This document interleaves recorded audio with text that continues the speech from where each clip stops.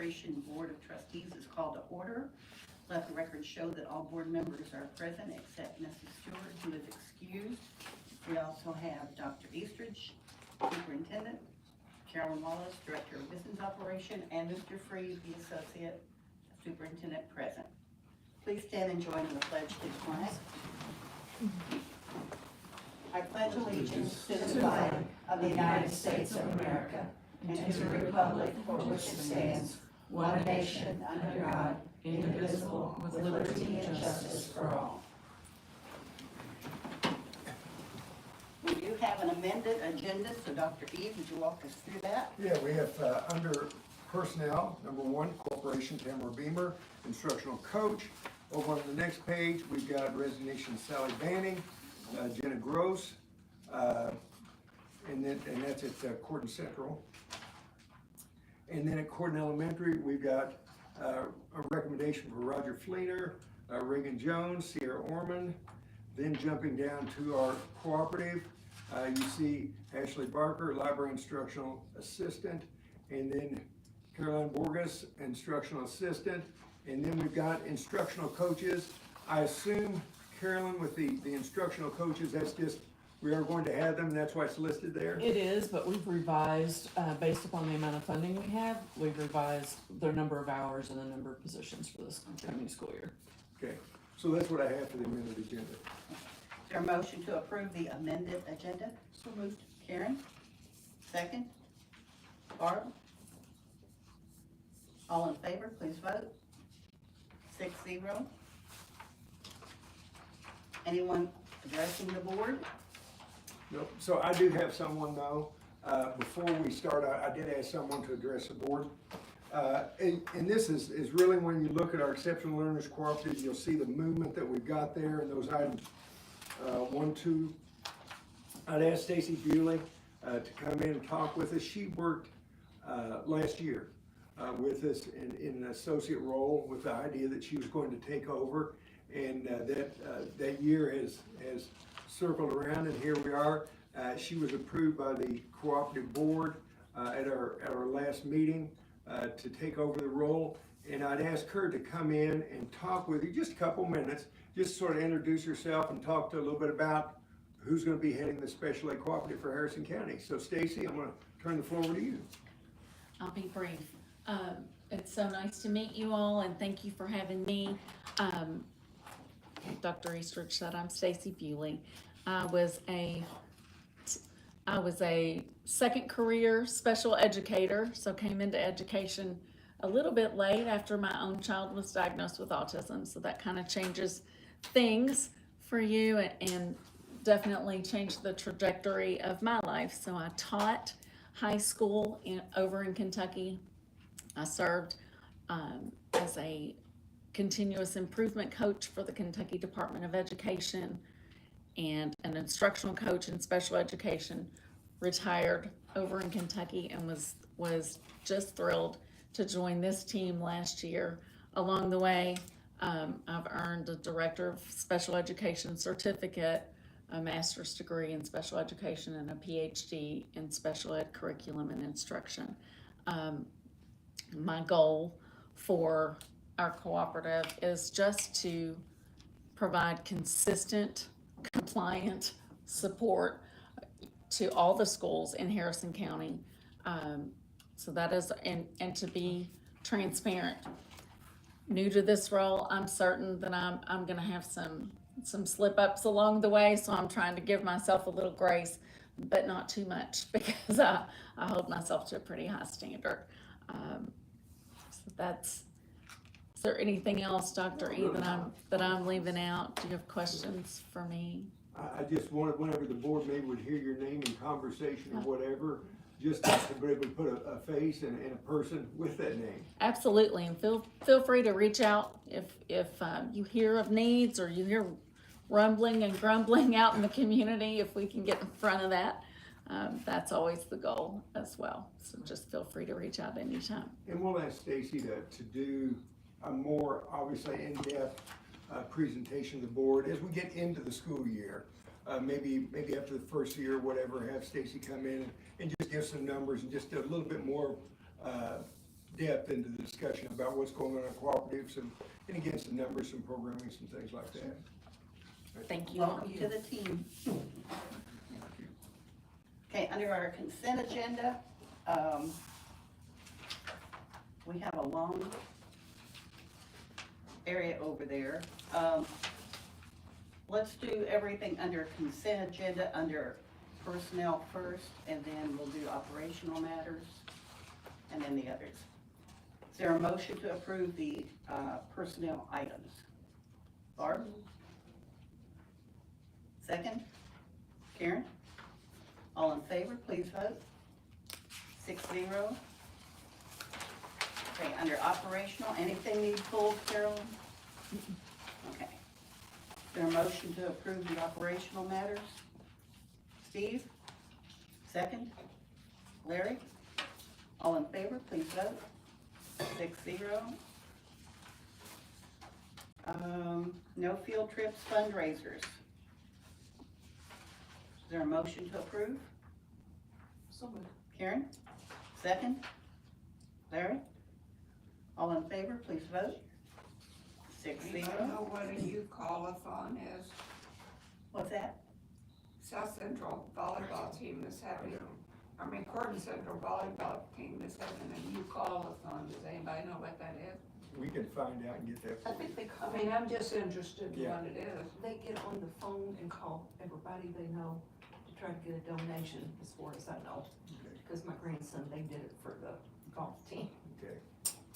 They call it big. Yes. Well, baseball did, yes. Unfinished, any questions on the claim thingies?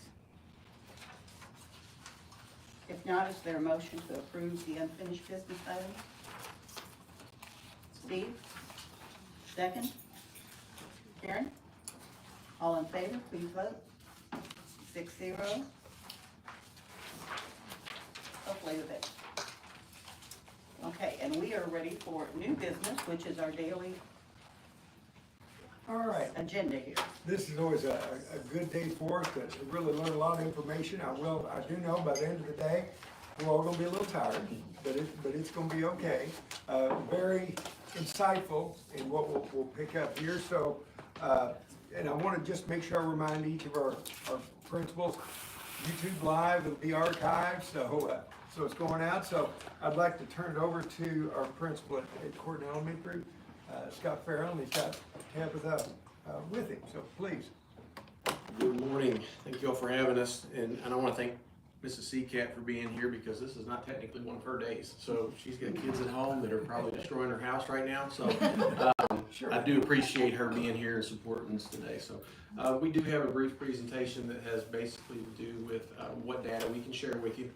The iRead data is still embargoed, so we can't share those specifics on that. But we can talk a little bit about iLearn, our school improvement plan, and our goals for this coming year.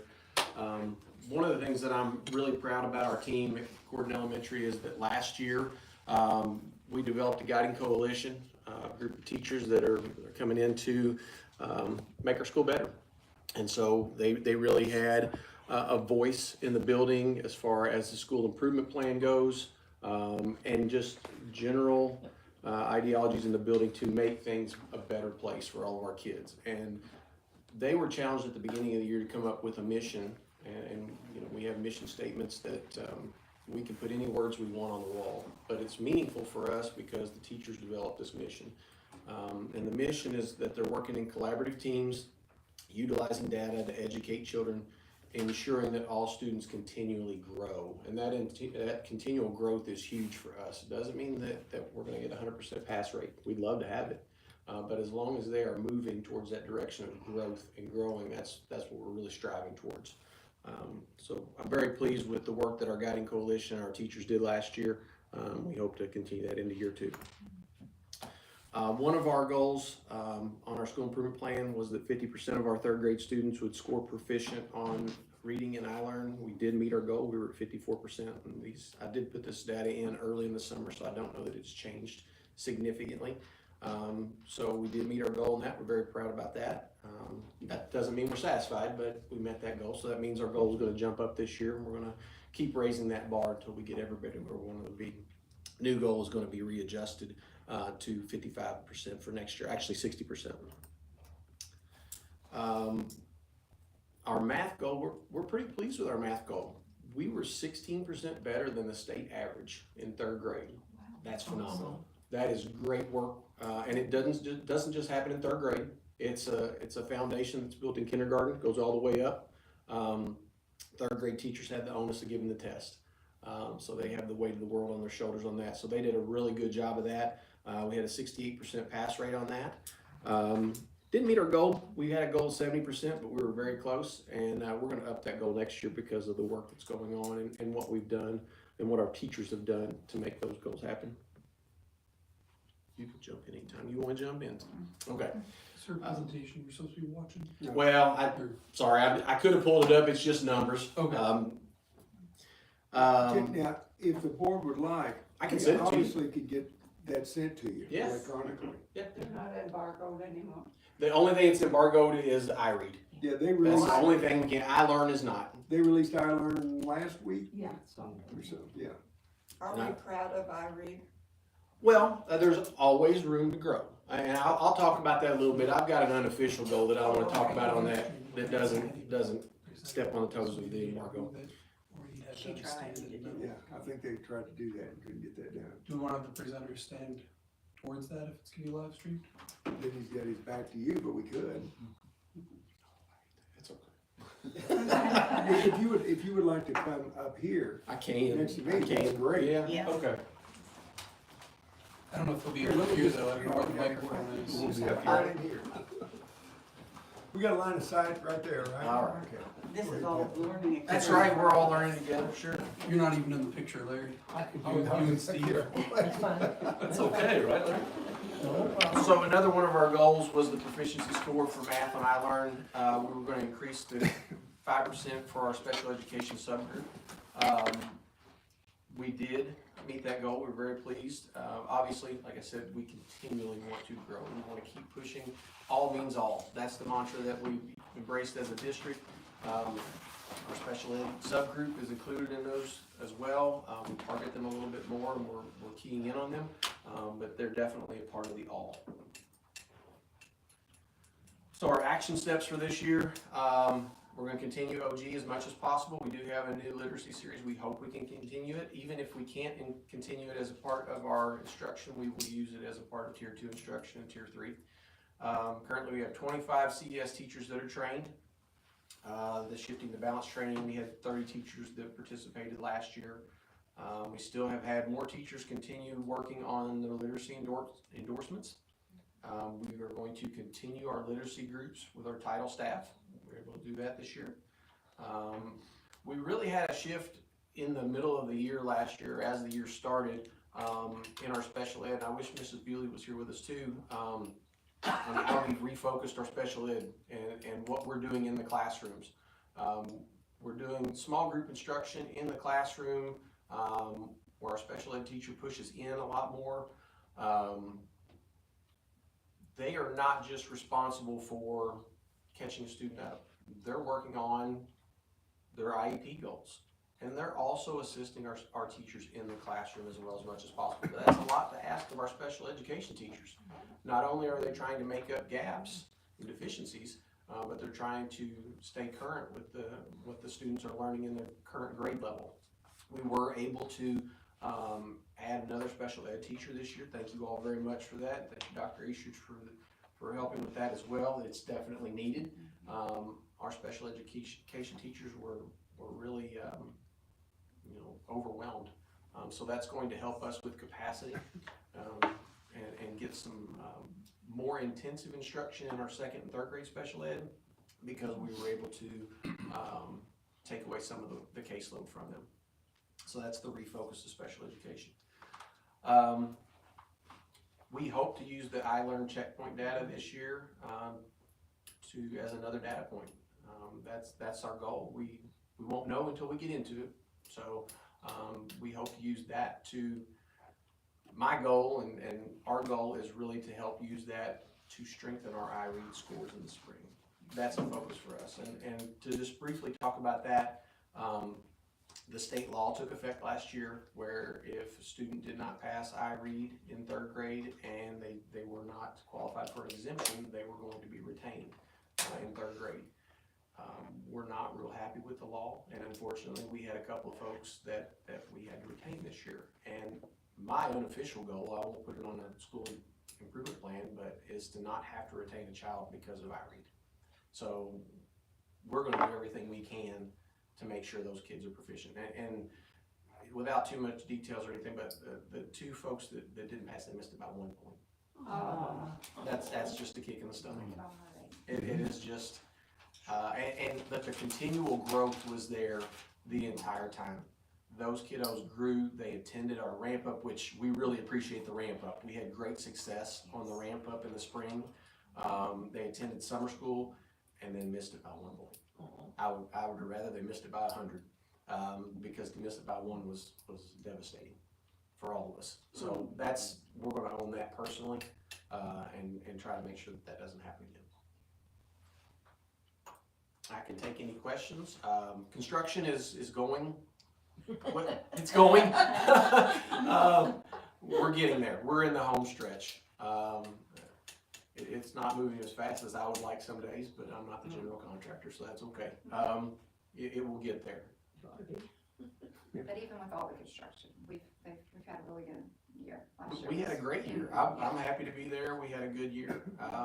You know, a lot of things to learn and a lot of things to improve in year 2, but I can't speak highly enough of Mrs. Seacat. She's a great assistant principal, does a great job, has a lot of wealth of knowledge that I don't have yet. I will say, Scott had mentioned, and this is a little bit of the process that we go through prior to asking the board for the addition is Scott works with his staff, where are we at with our special ed needs, where are we at with our numbers, what are we doing with our programming, so there's extensive discussions there.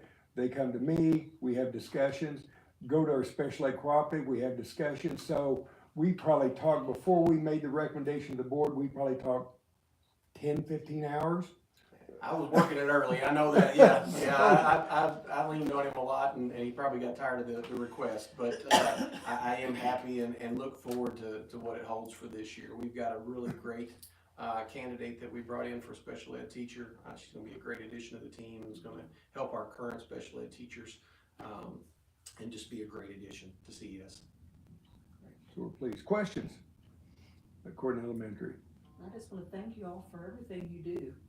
Truly appreciate it, because you do a fantastic job. And we can't, they're still embargoed, but I will say on our iRead scores, we're not disappointed. We're always hungry though, we're greedy to an We're not extent, disappointed. but not disappointed. No. Okay. I think it's amazing, as many 3rd graders that you had go through there, that you only lost 2.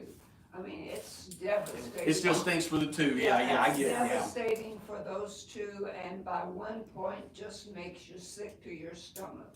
But I think that's amazing that you only lost 2. I mean, what, you have 120, 30 kids?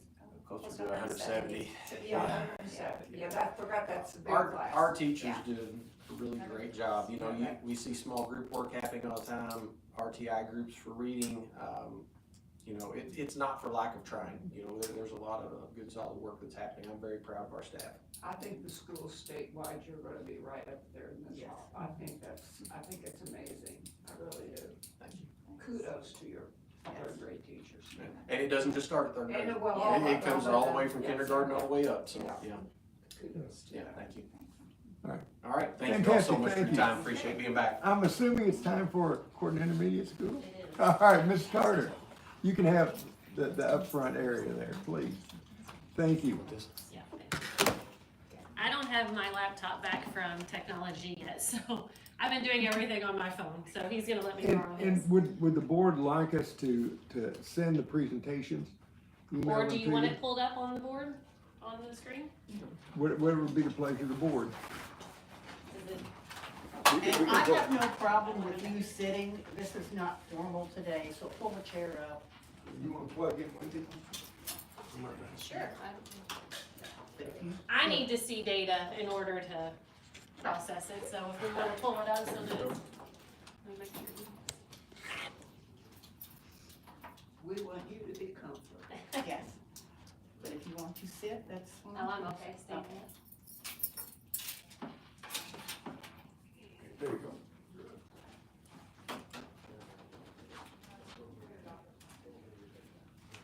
All right. So I'm gonna talk a little bit about data and school improvement goals and those types of things too.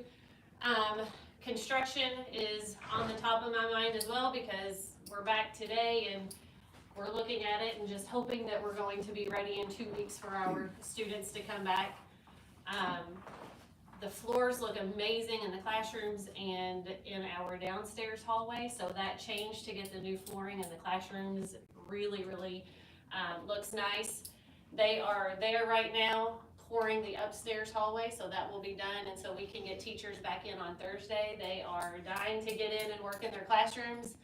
I've had to hold them off because of the flooring and the different things, so they can hopefully come in starting on Thursday.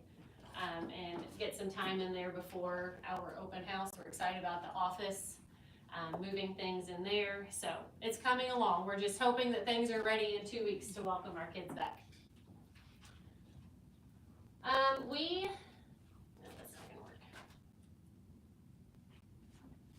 So this is the mission statement that the CIS staff wrote together based off of the district mission and vision. During the PLC process, they recommend that you write your own so that you also have your school focus for what you're going to do. So this is the one that we wrote at CIS, and so everything that we do comes back to the district mission and vision as well as the CIS mission. So our focus is that we will educate students to their highest level of academic achievement.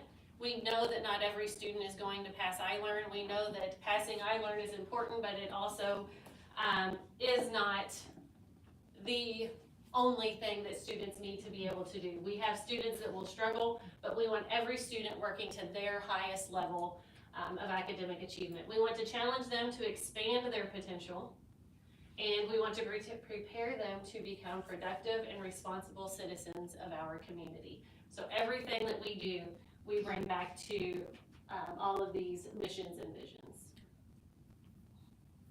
All right, so iLearn data, looking at our entire student population, you can see the percentages that passed here, and I'll speak in a minute about how that compares to the state average. You're going to notice throughout all of this, I want you to pay attention to the 6th grade percentages. Our 6th grade blew it out of the water this year.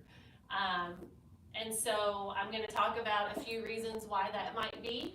So just pay attention to how high that 6th grade percentage is. So 4th grade, 55%, again, this is language arts. 5th grade, 56%, and 6th grade, 61%. It's hard to compare our data from the year before because our population was so much different. It's pretty similar to data before, but you have to remember, we gained almost 60 students last school year. So that 60 students is going to adjust this data big time. You know, when you add over 10% more students, you know, it changes it a little bit. So we did look at cohort data in the iLearn system. You're able to compare and take out those kids that were not there before, and we did make improvements. So we were glad to see that. So that's our language arts for the entire student population. But here is our iLearn data for our special ed student population, and this is where our focus comes into play. So you can see, if you go back, we're looking at over 50% of our entire population. When you look at special education population, we're at 15%, 11%, and 15%. We want to see That's the percentage that that pass of the special education students, yes. So, what is difficult though, when we look at that, we think, we get really down on ourselves and we're like, oh my goodness. But our special education students are growing, they're making growth, they are closing the gap. but it's just getting them up and over the passing point. We know how difficult iLearn is, and we know that our special education students have needs. And so we are seeing growth. So there's great things happening in the special ed program and in our classrooms with our special ed students. It just may not reflect completely in the pass rate. So it's important to look at growth there too, because they are making a lot of growth. All right, when we look at math, our actually they're all pretty similar. Fourth grade 53, similar to language arts. Fifth grade 50%, and then look at that sixth grade again, 62%. So our entire student population, percentage passing in both content areas is very similar.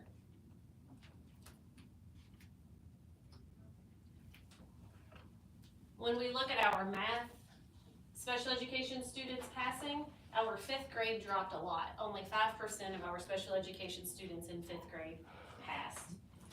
But 18% in fourth grade, 15% in sixth grade. At the end, I'm going to talk a little bit about data discussions that I've had and about why we think we might be seeing this data. So I will talk about that fifth grade percentage in just a minute. All right, so if we compare our language arts scores to the state, our fourth grade was 4% above, fifth grade 6% above, and sixth grade 11% above. So we were very pleased that we were above the state average. Again, that sixth grade, way above average. Our math data looks a little different. We dropped below state average in fourth and fifth grade, and that is not okay. That cannot happen. The second that data came across, I made my way to classrooms to talk to teachers. We're seeing good things happening. Teachers are working hard, so what in the world happened here? So I went straight to classrooms. Let's have conversations. So we'll talk about that in a minute. But look at sixth grade, 12% above state average.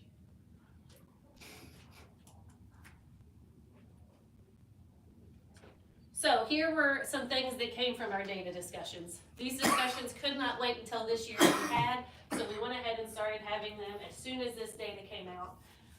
The first thing, I went to fourth grade teachers and I was like, what in the world's going on with math? You guys are never below state average, we're never even close to state average, what's going on? Well, we did get new math standards that were tested on the test this year. I spoke to several different fourth grade teachers, one right after the other. They hadn't seen the state average data yet, so they hadn't had time to come together and say, hey, this is what I think's going on. Multiple teachers said they feel like they may have misinterpreted some of the new math standards that we got and did not teach them to the way that the state was interpreting the math standards. And I said, okay, we can fix that. They want to go back and look at those standards, make sure that they completely understand what the state means in each of those standards. So that's going to be something that we do during our PLC time. Diane and I have already had conversations. She is going to help with that during curriculum days. If we are not interpreting standards the same way the state is, then we have a problem that needs to be fixed. And honestly, that's not a difficult problem to fix. We can look at samples from the iLearn that have been released. We can look and make sure that we are teaching it to the same rigor and to the same expectation. So that is something that we are definitely going to focus on. Also, our PLC focus this past year was on beginning to implement language arts. We had done math. We started implementing language arts into the PLC process, and you know how that balance goes. We see it all the time. We put a focus on language arts, and math drops a little bit. We put our focus on math, and language arts drops a little bit. So some of them talked about how they're afraid that maybe with our PLC focus being on language arts, they were still bringing data and stuff for math, but it may have tipped a little bit. So we have to find that balance, which is difficult, but we have to make sure that we find that balance. This year, we have all of the language arts, formative assessments, all of that stuff ready. Math is done, so there should be able to be more of a balance during our PLC time this year between the two content areas, so we're hoping that that will make a difference. Supplemental resources, Diane and I have talked a lot about this too. Not that I see this in tons of classrooms, but it is so easy now to find supplemental resources that we have to be really careful that the supplemental resources we're using are teaching the standards correctly and have the rigor that they need to have. So we are getting our new language arts series. I don't know what the district is telling teachers, but I am telling mine, our tier 1 core content instruction needs to come from the language arts series. Let's not be pulling other stuff for our tier 1, and that is whole group, what everybody receives. Let's give the textbook a shot. It's research-based, it is science of reading, we need to do that. In math, same thing. We need to be using those resources. So supplemental resources, they have a place in our classroom. You know, if you need to provide small group instruction, you need to provide stuff during RTI, by all means pull in supplemental resources. But our core instruction needs to come from our research-based language arts and math series. Grade 5, those special ed percentage passing. Those 5th grade students struggled with multiple transitions through different special education teachers last year. We hired one at the beginning of the year, only lasted a little past first quarter, towards mid-year. Had to replace that teacher, had a gap because we couldn't find anyone. Hired a new teacher, she was amazing, but she's not licensed. She was just starting the program. She came in and did a phenomenal job, but that's a struggle for our kids. And so could that have played into a lower percentage passing for our special education students? Absolutely it could have. 6th grade, I've been watching the 6th grade data since we departmentalized a couple of years ago. They were departmentalized before, they went back to just teaching, you know, the typical way, one class the whole day. So 2 years ago, we went back to departmentalized, and I've been watching that data, and our 6th grade data just keeps ticking up. And so that's something that I want to look at for next year. I want to have conversations early with 5th grade. Do we want to somehow departmentalize 5th grade? I don't know. Do we want to do it on a smaller scale to where they have 2 teachers? I don't know. But what the teachers have said in 6th grade and what we're seeing with the data is they can be so much more intentional when they're focusing on one content area. Like, I am teaching math and math only, and I'm going to put all of my heart and soul and passion into math, and they can plan so much more effectively and intentionally when they're only planning for one content area. When you take a teacher, and I know we do it in all the elementaries, but when they're planning for everything, they can't be quite as intentional and effective. So that's just something that we want to look at. You know, do we want to somehow do some form of departmentalization in 5th grade and see if we see an uptick in data in our 5th grade as well. So this year our focus and our school improvement goals are increasing the percentage of special ed students passing both ELA and math. We would like to see an increase of percentage of 10% over the next 2 years. We did a book study at the end of the year with our guiding coalition, our teacher leaders, and our special ed teachers. That was how do we more effectively and efficiently incorporate the special ed teachers in the PLC process and with our teams. So that's something that we're going to be implementing. So there's lots of things we're going to be doing to try to see an increase in special education students passing. We want to incorporate our special ed students more in the RTI process. That time, a lot of times is spent with the special ed teacher, getting progress monitoring and working on IEP goals, but we also need them in that RTI process, getting small group instruction throughout the year.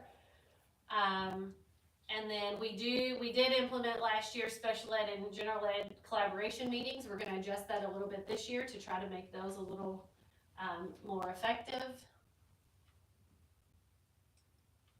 And then we want to analyze and break down the standards to make sure that we have correct interpretation.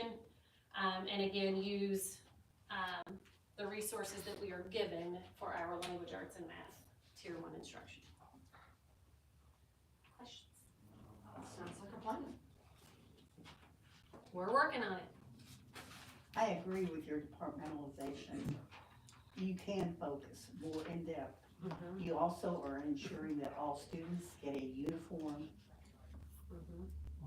offering, Right. what's being offered. Right. And even though the teachers, like their classes have different levels, like one teacher might be teaching a high ability group and a gen ed group and a special ed cluster group. When I talked to them about it, they were like, but I can plan that so much better because I know the basic content. All I'm doing is enriching or supporting. And so it does. I mean,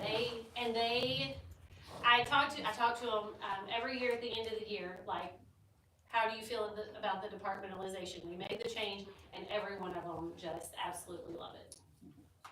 And the kids like it too. It's good for them to get up and move and have different teachers. It's a good transition for them going into junior high, being able to meet the expectations of different teachers throughout the day and organization. So yeah, that's definitely something we want to look at for next year. My granddaughter is going to Highland Middle School as a 5th grader, and she's departmentalized as a different teacher for every subject, so it's not unheard of. No. Yeah. So it's not too young. I don't think so either. Questions for Ms. Carter? How are you on space? I know that they repurpose some rooms, but at some point, if you keep growing, that was one of the architect's recommendations originally, was that we would add on 4 classrooms. Right, so we did add additional classrooms, reconfiguring the space that we have. We have 1 empty classroom now. We didn't have any last year. We've already filled in the other classrooms that we had created. So we have 1 open classroom. So that's really not a lot though, because we are already looking at our class sizes pushing 30 in 4th grade. And so if we continue to grow like we have been, that classroom will be utilized very quickly and we will be out of space again. So those are the type of discussions we'll have. If we bring a recommendation, we need to add a teacher. That could happen, we'll see. I think that 60 is unusual for one building because our increased corporation-wide was 50. Right. But it seemed to center your building. Will it continue? I don't know. Right. I would be surprised if it would, but I've been surprised before. Yeah. And that's one of the things we looked at when we talked about the construction, is if we needed to at that building, we've added, we pick up 3 rooms? We added 3 rooms to it without increasing the footprint. If we need to increase the footprint, the board doesn't have the capacity to do so. And it would be a simple extension up here on the hill out if that needed to occur. So that very easily is capable. And again, the board, when I say the flexibility, the board can do it, but also you got the financial flexibility to do that if the need would arise. But then if their classroom sizes keep growing, that also hits the title ratio issue, right? So It does. It does. 30 is a lot. Yeah, we are pushing Especially 30. We're not compared quite to there. Well, I mean, in 6th 8 at New Middletown. Right. In 6th grade last year, we were there. We were over 30 in a couple of our classrooms. Our incoming 4th graders, we're looking at putting 28 in a class right now. That's a lot. Yes, 6. 4th grade teacher. Yeah, so we had the conversation, do we need to look at the possibility of adding another 4th grade teacher? We want to see what numbers come at the beginning of the school year, because we could have some leave, but we could have quite a few come. So starting the year at 28 in every classroom is a lot. So. Anything else? Thank you very much, Wendy. All right. We appreciate it. Thank you. The challenge. Ashley is here, she's gonna be plugging in and getting ready to present to the board. Hey there. Welcome back. I was departmental, I guess, so Thank you.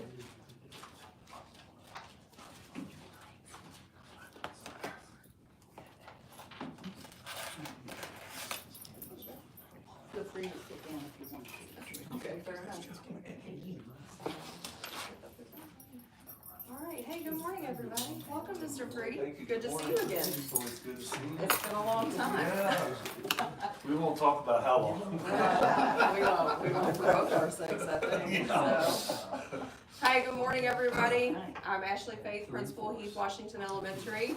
Just finished my first full year, and it was a whirlwind, to say the very least. I don't know, 18 years or something in secondary education, and then you all trusted me to go to elementary, and I appreciate your vote of confidence on that. So I had a really wonderful year.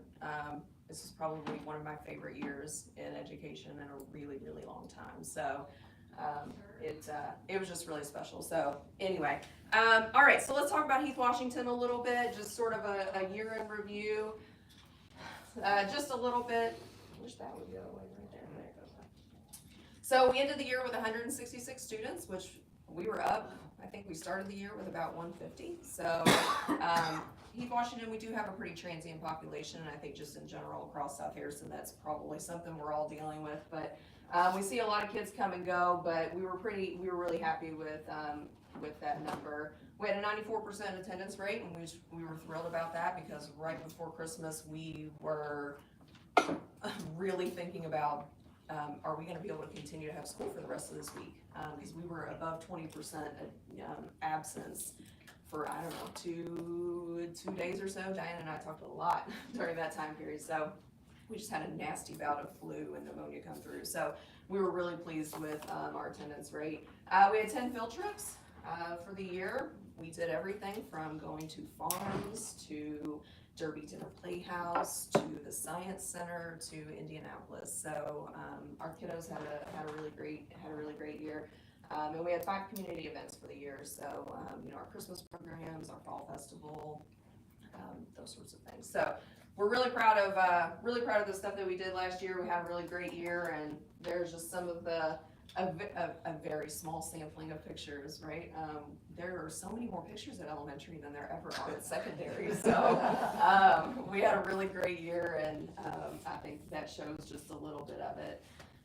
So some PLC highlights that we had for the year at Heath Washington Elementary. Obviously, I came into it, with a mission and vision already sort of established. And we'll talk a little bit more about that here in just a second, but we just sort of reestablished our norms for the group. We renewed our mission and vision. We created some collective commitments for the staff, and I'll show you those here in just a second. We worked on some SMART goals for the year, and then toward the end of the year, we're working on, so at first we were talking about creating like a house program, like a lot of the other schools do. And we felt like that was too big for what we were trying to do at Heath Washington. So we're kind of going with this idea of Wildcat Pride. And again, I'll show you that here in just a second. But, and here's just my staff. They come along with me.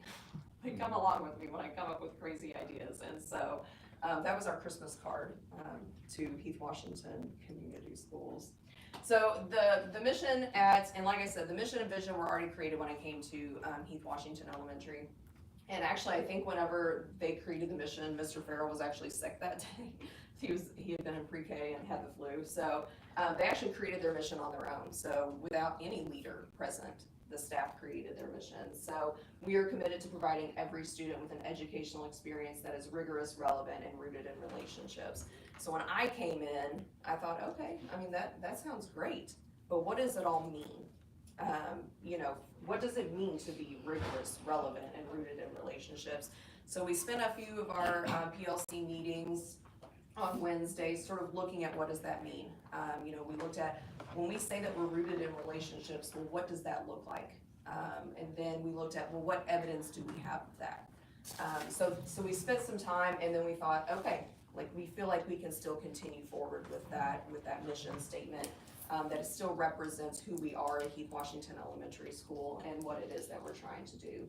And then our vision is that all students will learn at high levels. And so again, we kind of did some work there just to make sure that we were still aligned with what they had sort of, what I was walking into and then where we wanted to continue to go. So these are our collective commitments.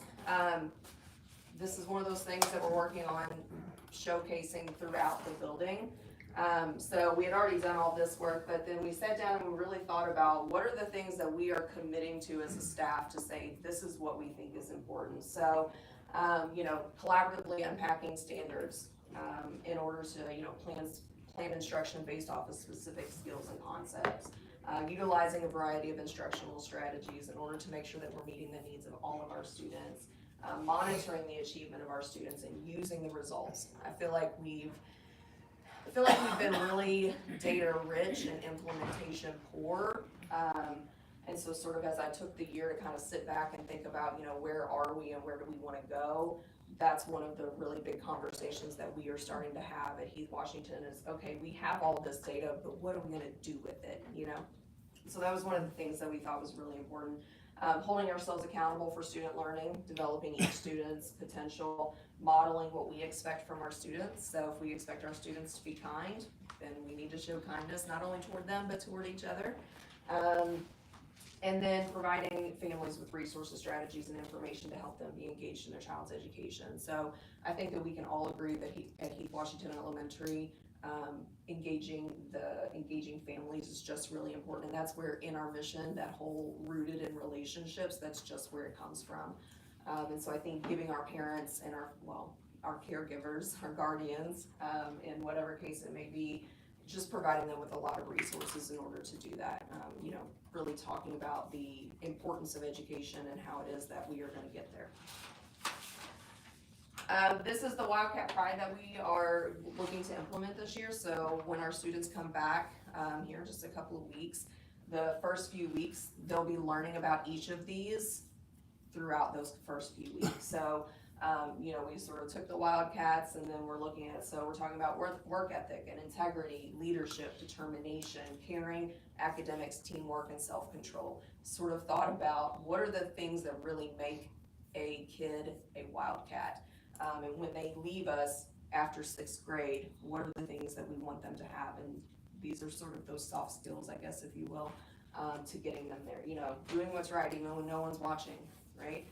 Showing kindness with my words and my actions. How do I control myself, right? How do I keep my hands and my feet to myself?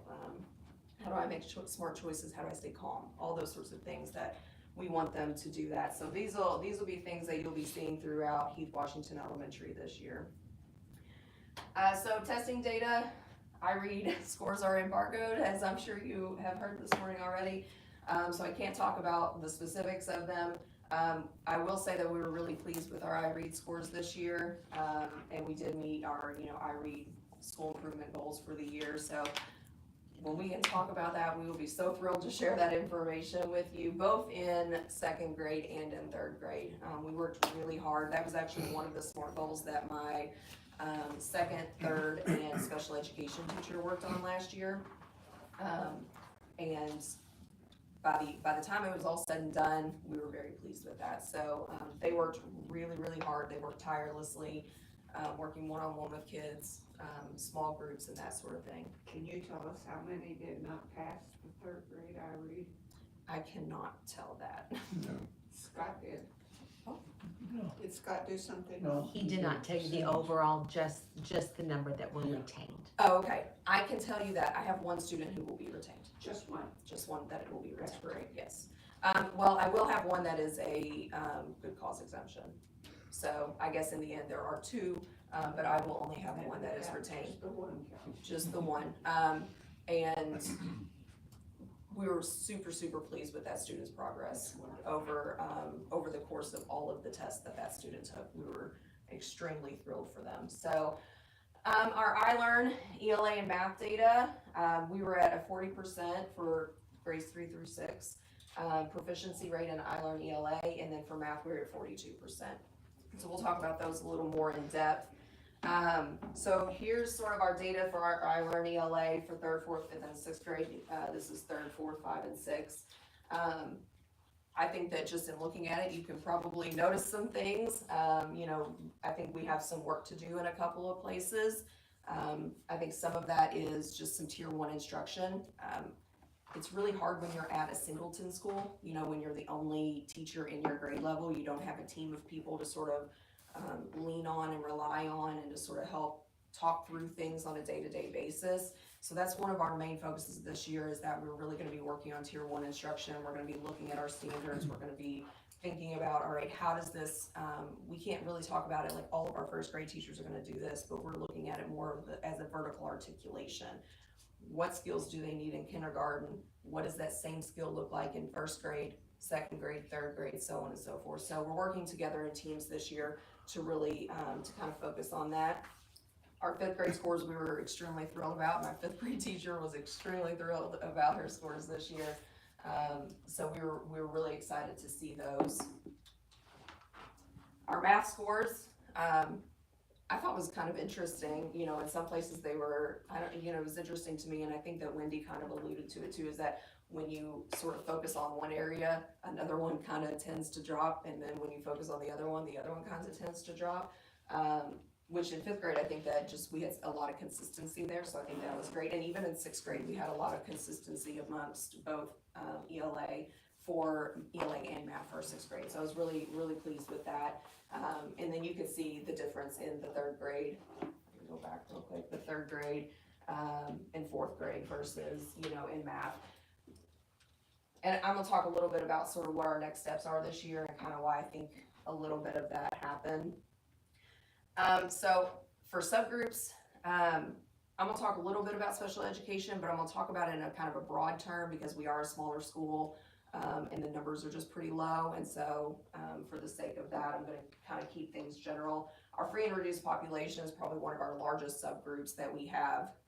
We are 80% free and reduced lunch, at Heath Washington Elementary. So this is our percent proficient, 34% of our free and reduced lunch students were proficient on ELA, and then 41% were proficient in math for the year. So in talking about special education a little bit for our students with IEPs, honestly, the data's just kind of stagnant, as I kind of looked back on, what was there before I came versus, where we were last year. It's really just stagnant in both areas. I mean, I think that we have definitely some really, we have some definite highs and we have some definite lows, you know what I mean? But, we're not seeing great losses, but we're also not seeing great gains. So that's sort of an area that we really need to, as a staff, that we really need to focus on. We did see more student success, as you saw, in math than we did in ELA. So we know that some things are really happening in our math curriculum, but we need to figure out, well, what is the difference of happening in ELA? And then this is just a little bit of information on our free and reduced lunch population, by grade level. So you can see, for instance, in 5th grade, our free and reduced lunch population is 83%. 50% of them were proficient there.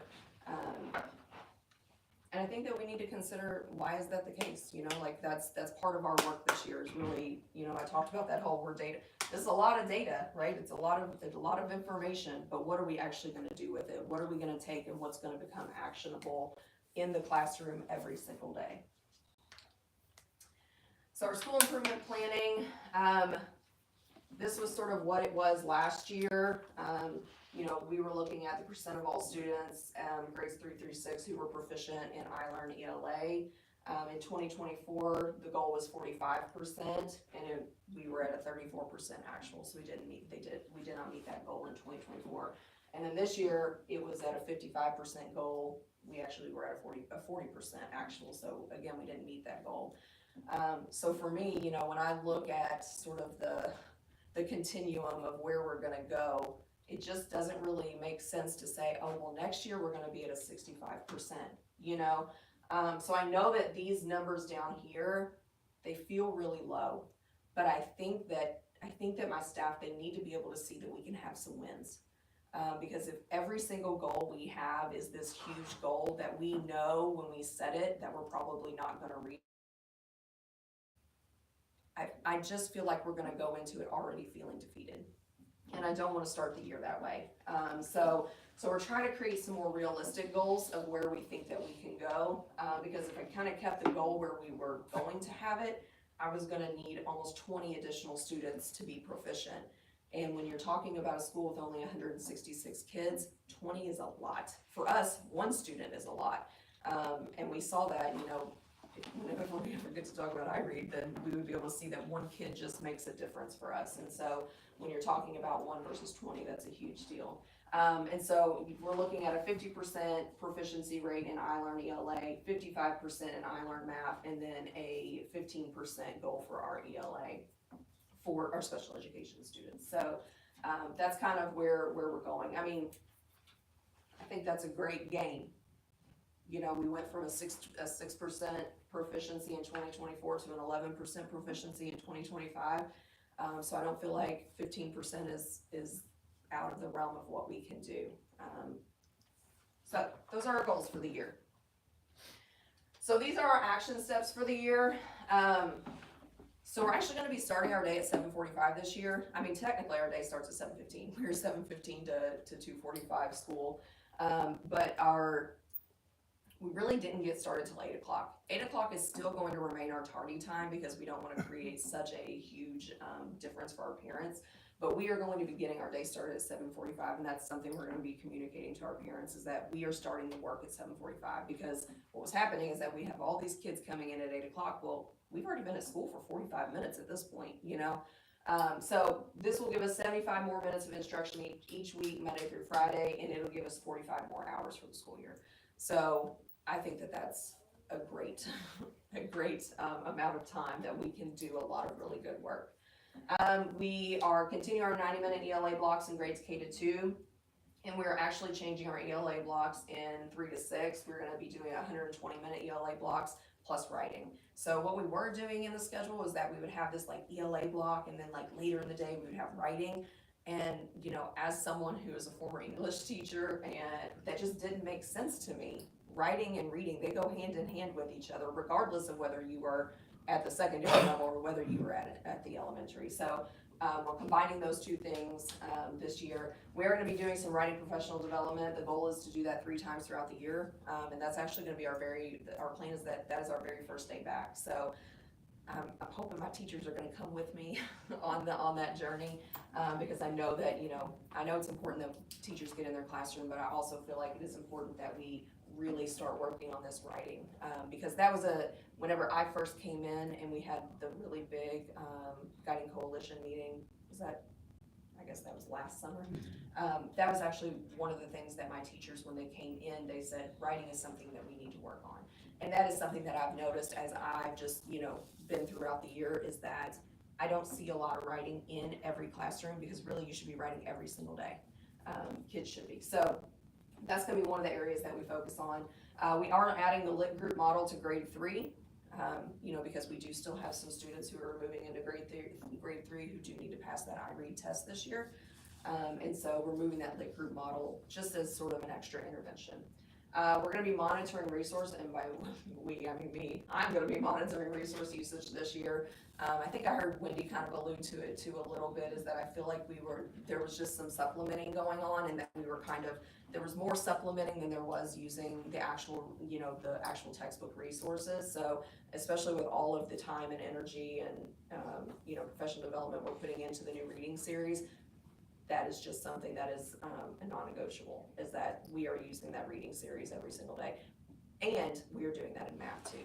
That tier 1 instruction, it has to come from the resources that we have. If we're gonna supplement, that's more of an intervention, it's more of an extension, and we can go from there. Wildcat Win, it's what I need, is RTI for that. So our RTI was in the morning from like 7:45 to 8:15, and as you just heard, most of our Ashley, students were there. we've used the term, just a refresher real quick for the board, RTI, what is that? It's response to intervention. So it's, where we are looking at specific skills that kids are working on. We're not introducing new content or new material, but we are really looking at what is it that each kid needs. That's why we kind of went with the what I need, because it really is looking at what does each kid need. Maybe I'm still working on just basic phonics, I'm working on CVC words.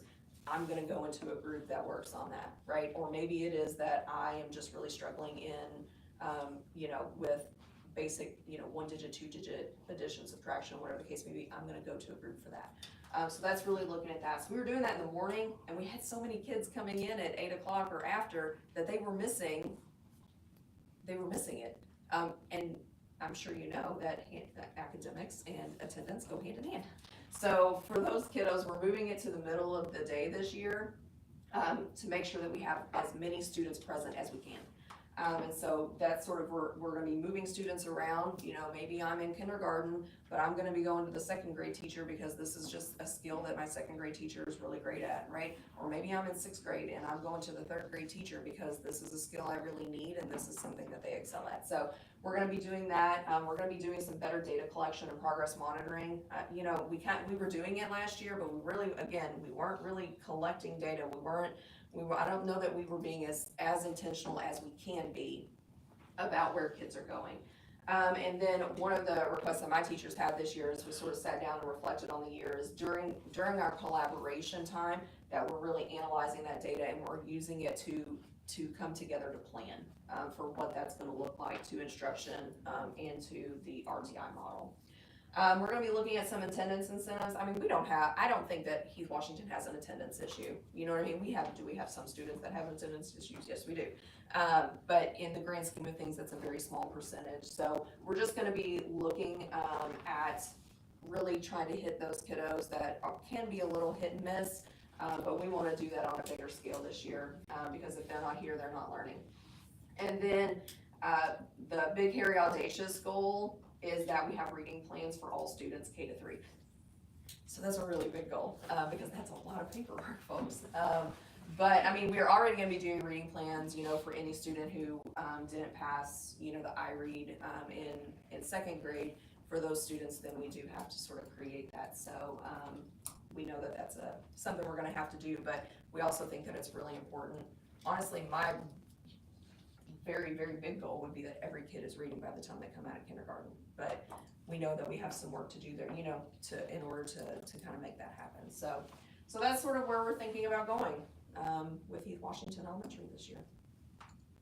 Any questions? That's a lot of information. I know you're getting so much information today, so. I think one of the great values of what all the principals are sharing is this is really helping Mr. Freed pave a roadmap for the year of what he really needs to look at and delve into. I know with the special needs population, that's something that we've talked about, and whenever we get into all needs all, we know that we're not where we'd like to be in some pass rates. So that's why we're moving in that direction with the all means all. But I appreciate the presentation, Ashley. Thank you. Questions? No.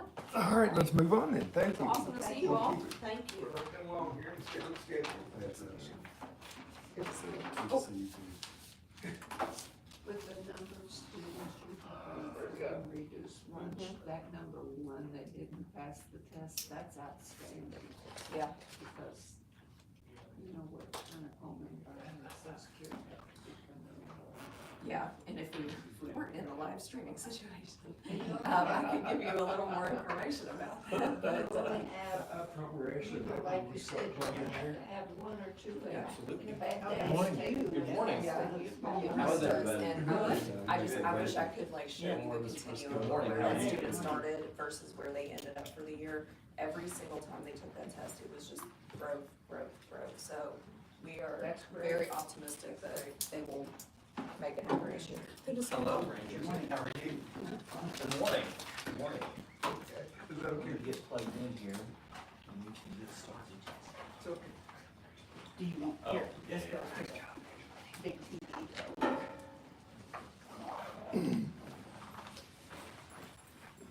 It's just the end of your long day, morning here, I guess. We got Mr. Rhodes and then Diane, and then we'll have a little break. Yeah. I mean, obviously, board, if you need a break, you tell me when you need a break. We've got a schedule, but you tell me when you need a break.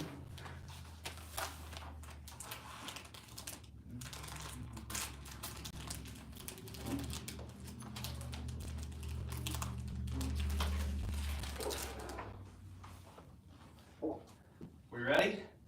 Yeah. Well, good morning, first of all. Excited for this school year.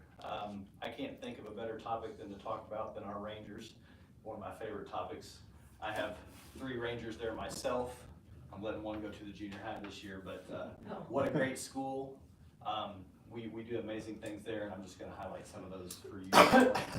We'll talk about the highlights, we'll talk about the test score data, the subgroups, and then a couple of our school goals here to end the morning. So the best highlight is my staff. I returned all staff members this year. I think I lost one. Yeah, I know, that's a huge thing, especially for the teachers, so the kids can have that consistency. And you can see in some of our school data, when we are able to keep staff, it impacts the school performance. So that's nice. Our one staff member we are losing, I'm so happy for her. Miss Blackburn is moving to the high school to teach, so she's gonna be wonderful in that position. I do have to hire one 2.5-hour aide, but other than that, we are fully staffed. And I'm just so blessed to work with everyone that I do work with at New Middletown. We have walls, we have desks, we have books, but it's really the people in the building that make the most difference.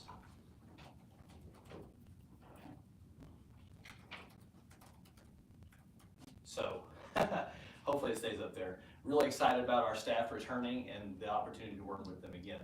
Our enrollment, so when I took over this building, this will be my 5th year, so this is 4 years ago, we were serving 85 students, which is not a lot. I expect our numbers to be anywhere between 135 and 140 this year, and maybe not push over that. So the major impact to our enrollment has been our pre-K program. So my first year as a principal, you kind of sit back and you look and you kind of take things in. And I said, there's got to be something here that's going to help our pipeline. And you all allowed us to bring that back in, and I really do appreciate that. Since we brought it back in, our numbers in the pre-K program are going up, and our numbers in the lower grades are going up. So I expect classes in our kindergarten to be anywhere from 20 to 25 students from here on out. Our pre-K program is probably going to be full this year. We have a wonderful pre-K teacher in Miss Britton. She does amazing things. We get calls about people wanting to come because Miss Britton is there, which is a nice thing to say about staff. So, you know, just seeing that over the course of those 4 years, our enrollment's up close to 60%, which is pretty amazing.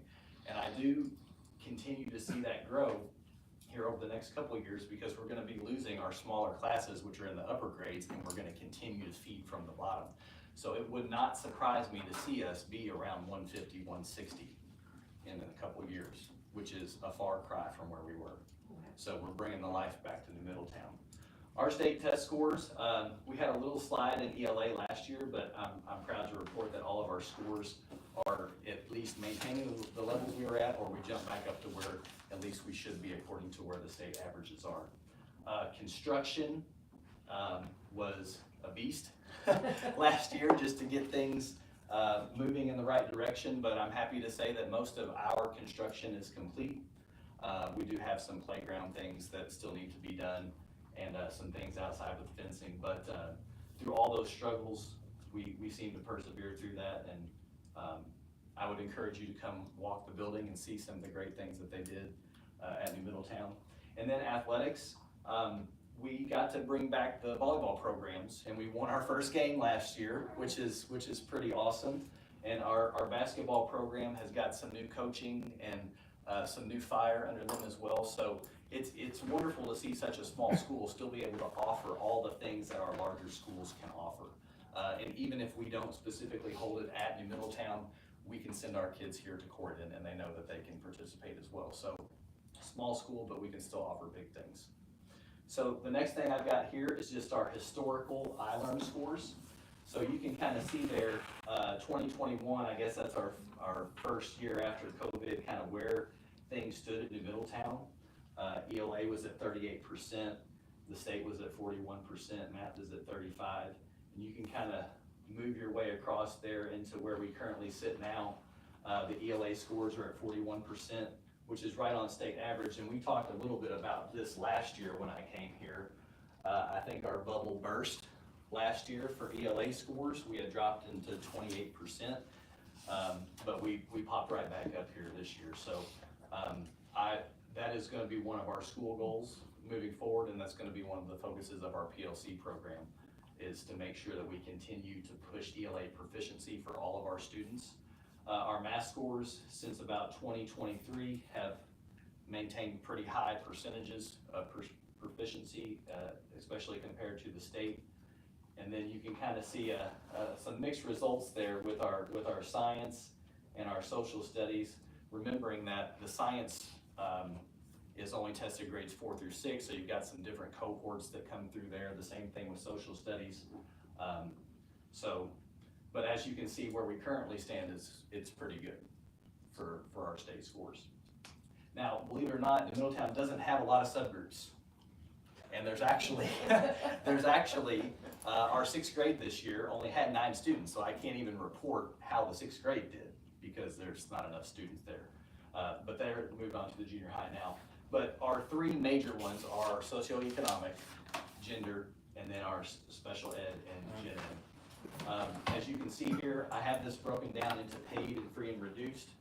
So where we currently sit in ELA, 55% of our students are proficient, 31% for free and reduced, 60% in math, 48%, and then 70% in science, 24%. Keeping that in mind though, it's pretty much an even split of the 50 students that we get to test, so roughly 25-25. So we're talking each student counts 4%. So although you may see some larger gaps there, you're talking 3 or 4 kids. You know, so we can turn those tables to the good, and the bubble can burst and it can also be the other way.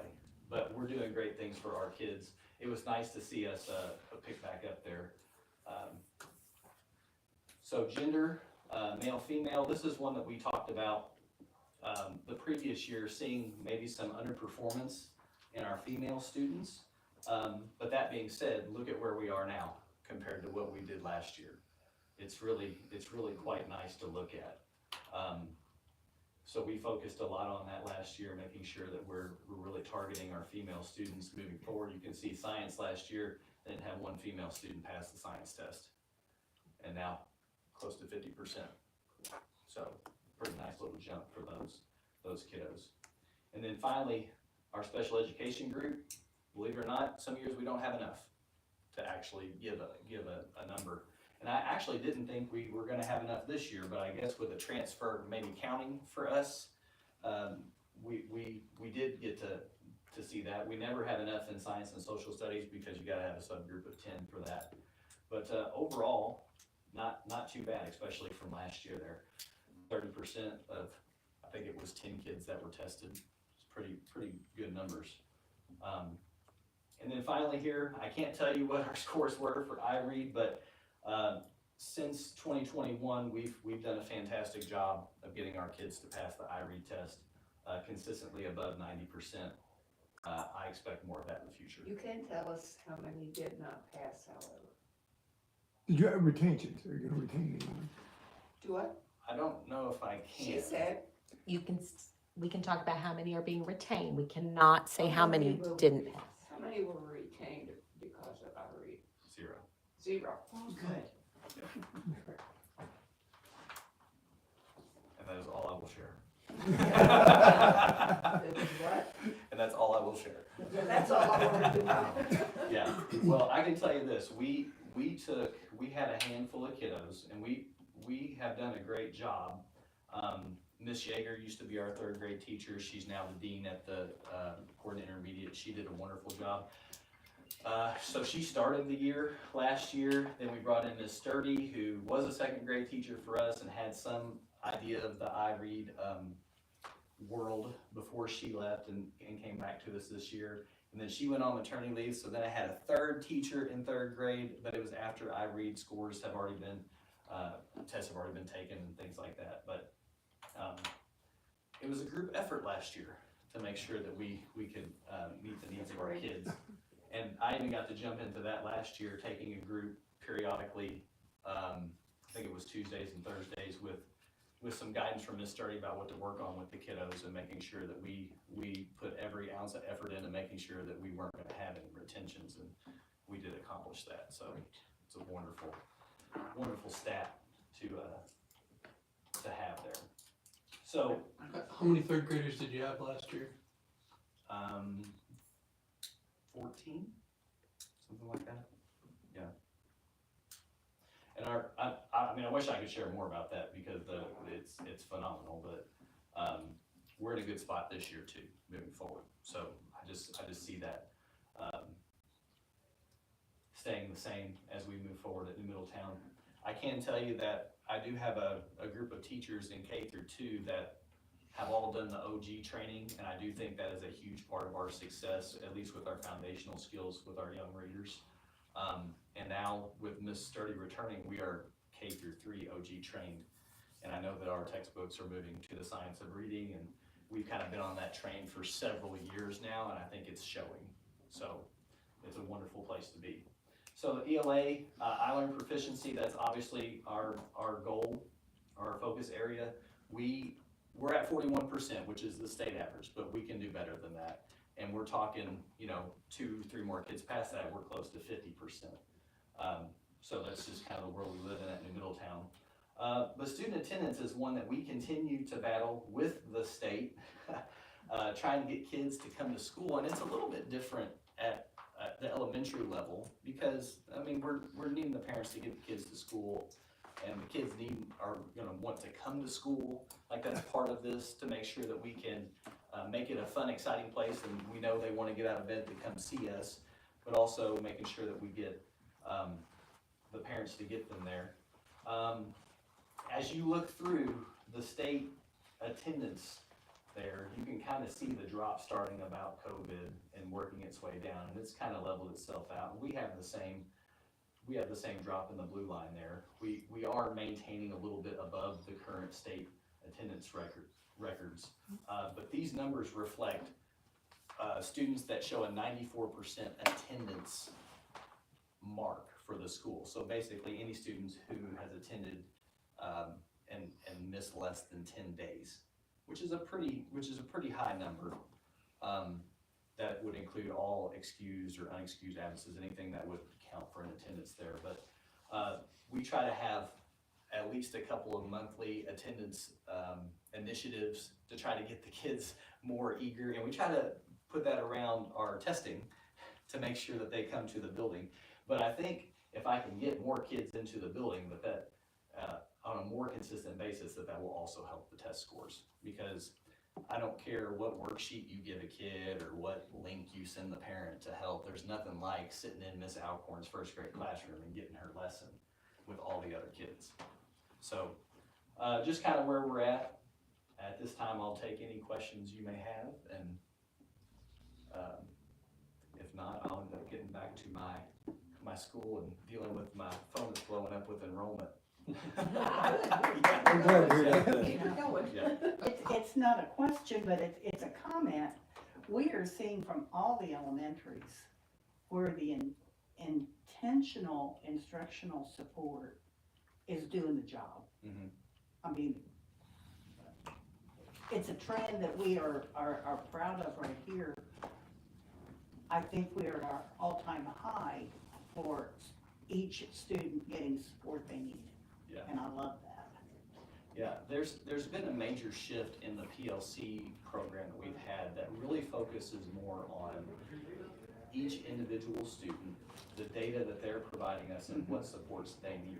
So if you came to New Middletown during one of our ranger times, which is a time 1:45 to 2:15 Monday through Thursday, where we stop and we meet kids where they're at, you would see small groups, you would see our aides, you would see our teachers, working with these individual students on exactly what they need, and you might see third graders down in kindergarten getting help. You might see a kindergartner push up to first grade.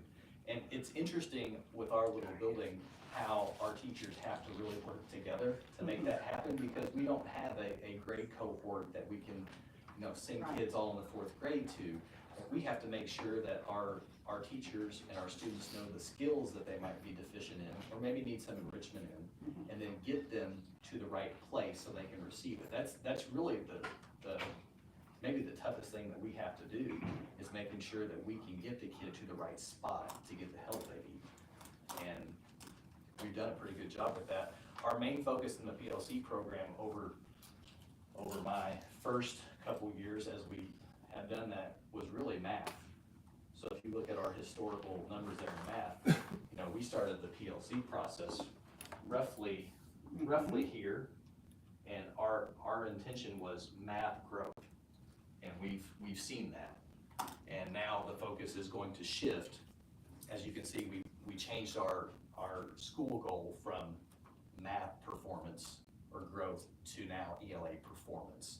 And I think with that intentional focus and the time that we're gonna get to spend in PLC talking about kiddos, I'm hoping that jump will be similar to the ones that we've seen in math.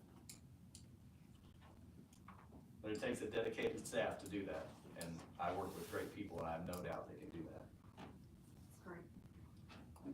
that. What's your enrollment up to this year, you think?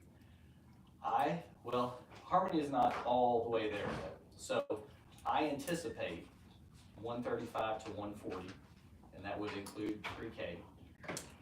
I can see us being above that, however, because I was getting phone calls this morning of, I usually have a pretty good idea of who's gonna come to us, and we were getting calls from people that I was basically unaware of that were gonna come to us. But just like most years, I lose some I don't think I'm going to lose, and I gain some that I don't think I'm gonna gain. But I think comfortably 135 to 140, and maybe more than that. The next year, we're gonna have the same situation. So some of this is just through natural attrition. So our sixth grade is a smaller class. We're gonna bring in 20, so there's another plus 10, plus any other transfers we have. So I'm thinking, give me a couple of years and we're back up to that, 160 mark. And if you think about New Middletown, we serve pre-K now. They're only gonna serve 20 kids, but comfortably 25 kids in a class, that school can manage 175 kids, maybe 100, 200 possibly. Sky's the limit. I would like to sit here and talk about splitting a class with you all at one point. Yeah. Like that's where I'm at. Like my job, I live right outside of New Middletown. It's my home school. I want to see that place grow. I'm trying to make connections with the community to make sure that happens as well. So if anything, my job is to make sure that school can sustain itself regardless of what I end up doing moving forward. So that's the goal. Do we have the numbers as far as the students that are in the New Middletown districted area, for those that go to New Middletown versus Gordon versus South? I don't have it right in hand, but yes, we'd had, I think, Robert, outside of your corporation, outside of your attendance zone, was about 40% of your kids came from outside of your, just the New Middletown attendance zone? That sounds right. I mean, I always just compare without going to Brad and talking about the actual bus routes, like how many kids are getting off the bus in the morning and how many kids are being dropped off. And I know we have some parents that drop off, but I always consider it about 50-50. Like it's probably a little bit lower than that, of how many kids come from out, but I think that says a lot about, our school with, 40% of the population wanting to drive their kids there.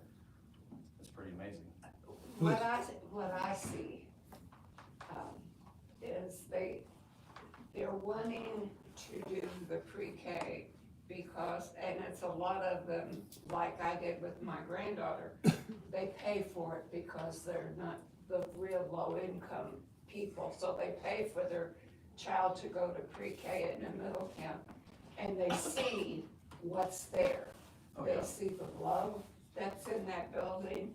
They see the teachers doing outstanding stuff. They see the principal dress up like a dinosaur and walk around the building.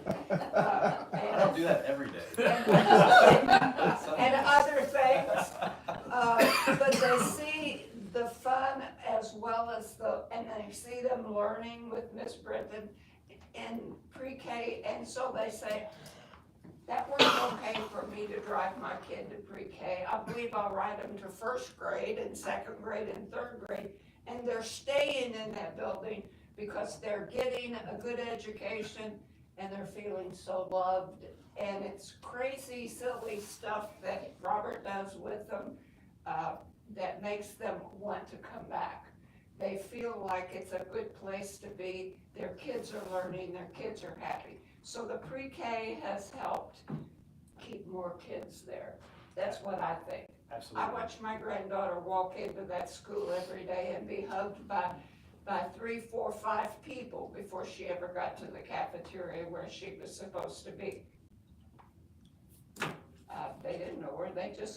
They didn't know she belonged to me. They were just hugging this sweet little girl that was walking through the hall. And I'm sure that happened to everybody's child. I watched them walk in there. That's real love.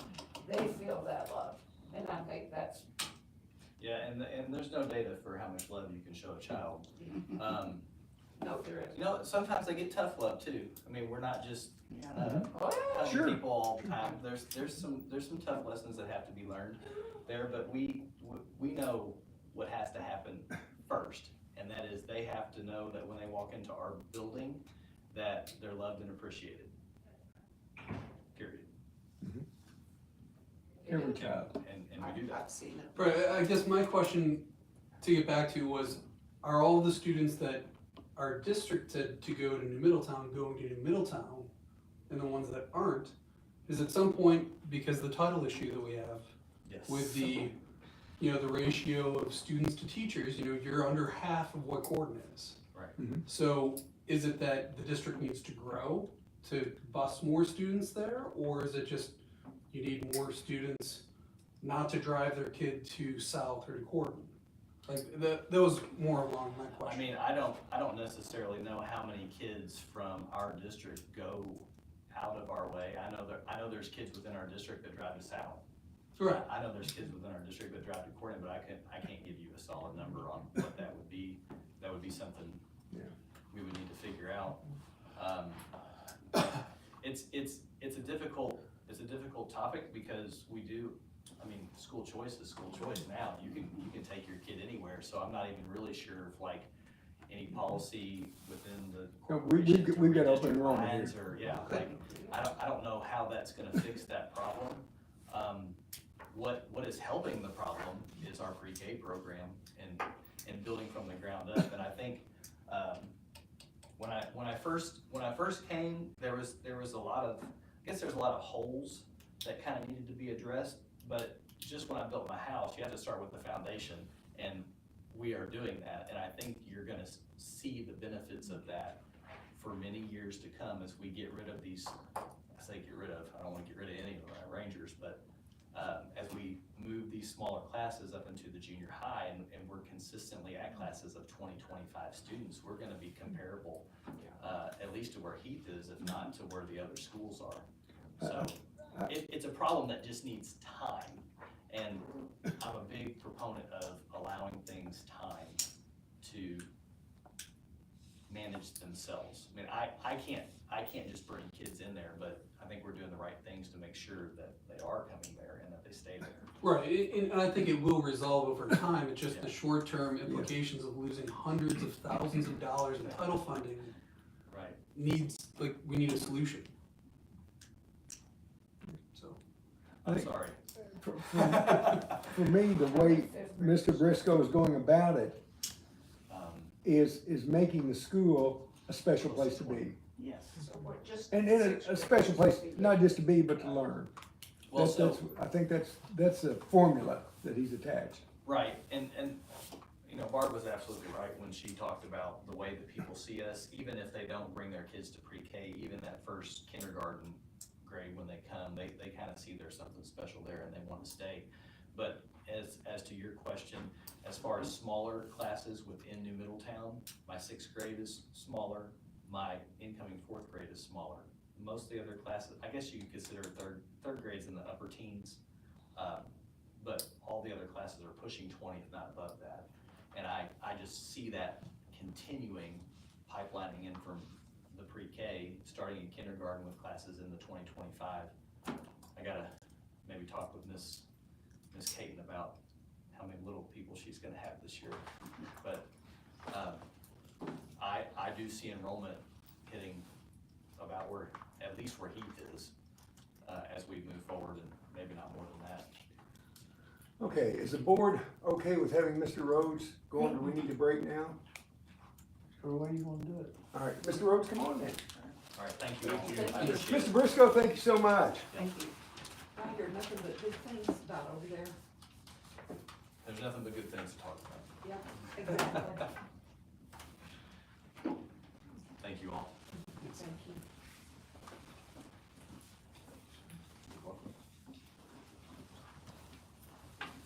Good to see you, Mr. Briscoe. Yeah, good to Nice see you job. too. Thank you. Nice job. Thank you so much.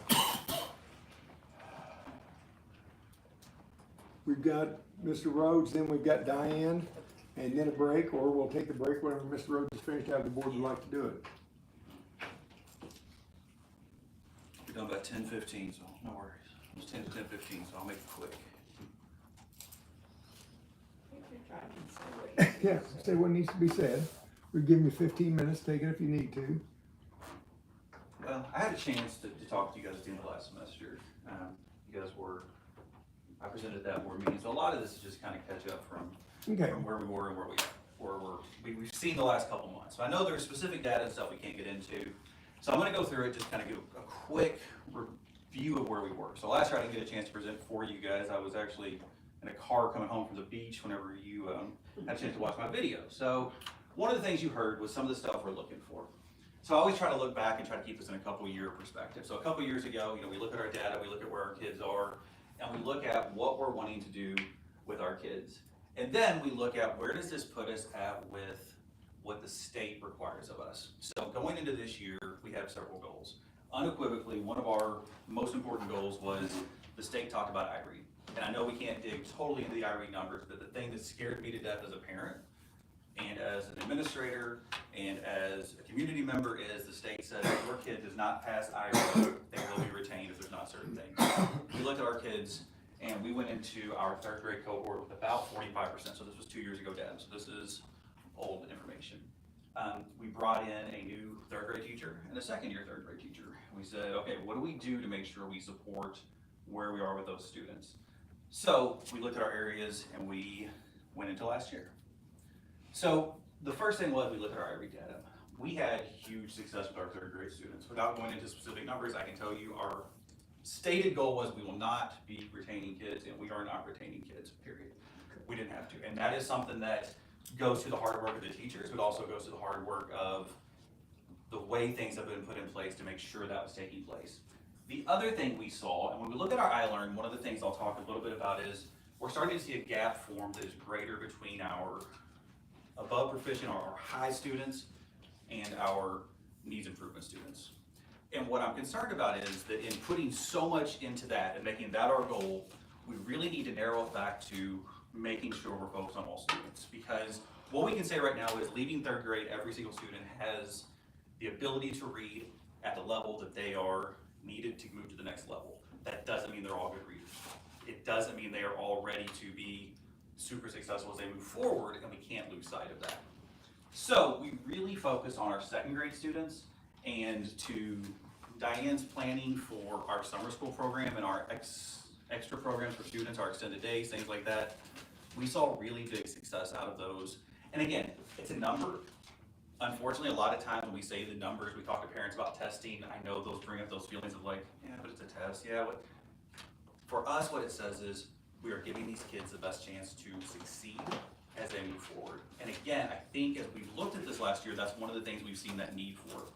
So we look at our iLearn data, and year to year, again, we're looking at our above proficiency kids. These are our Pass Plus kids for those of you who've given tests a long time ago, right? Like, we see that.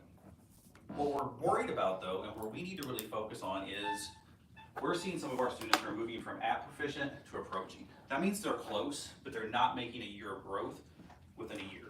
Now, when I look at it, we're like 1 to 2% per grade level. So if you look at our numbers and you look at the percent that each student is, we're talking about a kid. One's too many. We need to be making the other side growth. So statewide, I didn't finish that slide, sorry about that, but it was our math, we're about 43 to the state's 42. That's too close. We've got to get that up. That's something we have to focus on. ELA, we're 46 to 41. So we've kept that up. This year, the state kind of said, hey, by the way, we're not counting writing, which was a total shock whenever it came to our iLearn. I do believe that when I watched the kids work, that was a big difference. But again, I don't have the data to support it. So when I'm looking at it, we're too close. We're too close here. We're keeping our ELA up, but that's something we have to focus on. So the data says a story, but we really have to know what are we going to do about that. So when I look at this, I look at our year review. We're keeping our above kids. Katie Priscillius comes in. She is our mentor teacher for High Ability. Does a phenomenal job. Works with these kids, challenges these kids in ways that are doing amazing things. Again, huge success on second grade iRead. When I look at the second graders and I say, hey, you passed iRead, they are so excited. They don't really know what it means, but they know they've done something. My son's in second grade. Owen says, did you pass? And I said, yes. He was like beside himself. He says, why? I said, by a bunch? And I said, do you want me to be honest with you? He said, yeah. I said, close. So close. But guess what? You got it. You're done. Now we can focus on learning, not on testing. There you go. And that's what I want for him. There you go. That's my son. That's Owen. Yeah. That's my boy. He's a great kid, but that's him. So knowing that and knowing these kids, what we can now expose them to moving forward is learning at a much higher level. PLCs. We are having our PLC conversations. We are working on them, and we're really going to tailor those down to some of the data needs that we have seen come up. And then again, our special education student instruction, our special education teachers and our staff. We've had a little bit of change in the staff. Caitlin Wiseman, who some of you guys may know, has come in and done an amazing job. She took the place of someone who had been there for longer than me and just moved in seamlessly, working with students and being able to be a part of the family, but also make sure those kids knew they were too. It's really awesome to watch. So what do we need to do? We have some areas that are below state average. We have a couple grade levels, and we have some places where we have new teachers, and this is something we really want to focus on, is making sure that while we're focused on instruction, our kids have to know what's expected of them, and one area that we've got to make sure that happens is the teachers know what's expected of them. And so when we talk about our areas and I look at the data, one of the things we're really going to focus on this year is our new teachers, not district-wide new teachers, but South Central's new teachers and what that looks like within our cohort groups. Which goes to continue focus on PLC groups and then special education subgroup data. And then finally, like I said, supporting our new teachers. So our takeaways, we have an amazing staff. We really do, and I'm very fortunate. One big thing we're gonna do, and again, this goes back to what we're able to do with our second graders, talking about iRead. Last year's third grade was really focused on that. We had to be, because retention is such a huge issue for kids down the road. We know it is. So we have lit groups, and again, you guys have been so supportive in making sure we're able to keep our literacy groups for kindergarten, first, and second grade. We are able to, for the first time, put those into third grade. So they're gonna be able to extend it. They know the kids, like they know the kids as well as I know the kids. So they're gonna be able to go into third grade now for the first time, and we're gonna have them be able to work with 4 grades and actually work with the kids who are still struggling with reading, because they've been reading with these kids for 3 years now. So we're able to do that. We're also going to have a new teacher cohort in our building. I was just writing on my calendar, kind of scheduling everything out. Third Wednesday of every month is strictly for our new teacher cohort. We've got a book which is about instruction and talking to teachers about what is in instruction, what good instruction looks like, what you're working towards, and then something we've never been able to figure out with our scheduling is our common planning time. So if you're not familiar with that, it's times where the grade level teachers can actually have planning together. Because of sharing teachers with the high school or traveling teachers, things like that, we've always been a little bit off, but we really looked at what do we need. Our teachers need the time to plan together, and they need that built into the day, and they need that regular.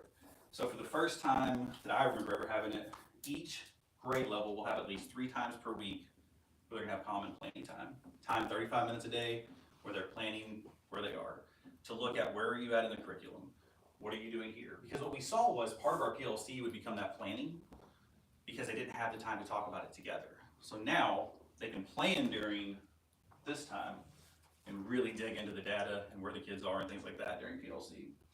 And then our motto, Dare to Be Great, this is something we work with the kids quite a bit on, that we do when we come in the morning, so we always put that on there. We'll go here.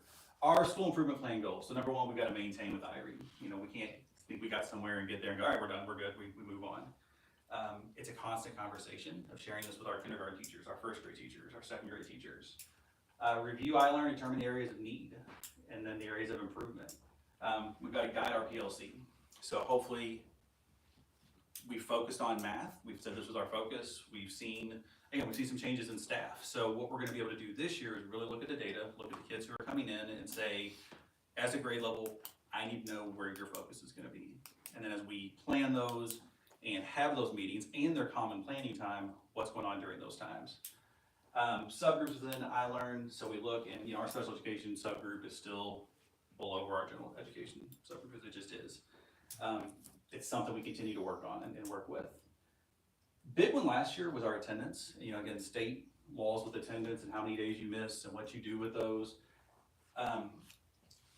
One of the things we are going to do a better job of this year is sharing and understanding that right up front. We want our teachers, our parents to understand why it's so important you have your kids here. We don't want the first conversation we have with you about attendance to be, and the resource officer is going to be writing this to go to the prosecutor. So we really have to make sure that in those conversations with parents, in those conversations with families, they know that, because if our first conversation is super negative and says prosecutor, sheriff, law, court, things like that, these things are never going to happen. So we have to make sure we keep that communication strong with the things that are coming up.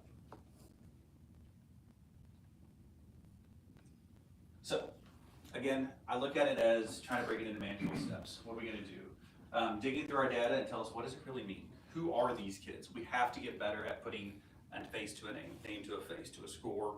What does this really mean for that kid and what they're learning?